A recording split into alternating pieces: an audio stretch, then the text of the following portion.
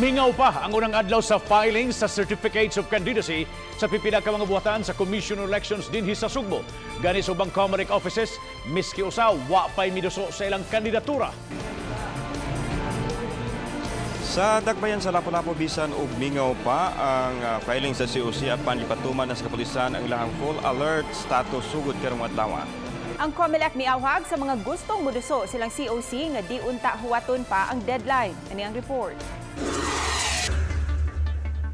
Wala pa'y kasikas ang buhatan sa Commission on Elections sa Dakbayan sa Lapu-lapu karong adlaw sa pagsugod na sa filing sa Certificate of Candidacy.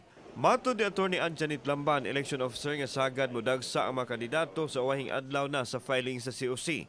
Mas nindot unta nga masayo nila og file kay kung basi do na pay mga kulang bitaw sa ilang COC ila pang makorekan. Giawhag sa COMELEC ang mga mokandidato nga dili na huwaton ang deadline.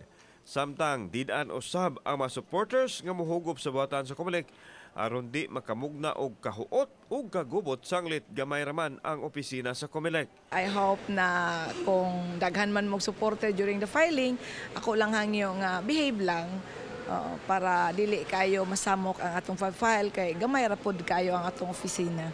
Gipaniguro usab sa Lapu-lapu City Police Office ang kahapsay ug kalinaw sa adlaw sa pagduso sa COC. Busa full alert karon ang Kapolisan sa Dakbayan. Gibutangan og duha ka pulis ang COMELEC office. Lakip sa Ipahigayon sa Kapolisan ang Subsob nga mga checkpoint.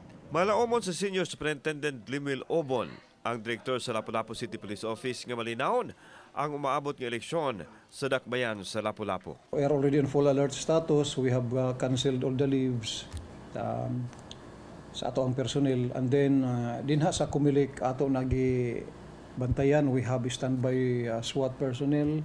And then, ngadto sa mga barangay ato po nag-monitor kung unsay mga lihok. Pero as far as this day, ang start sa filing sa candidacy, murag wala pa'y mga kalihukan nga na monitor nato.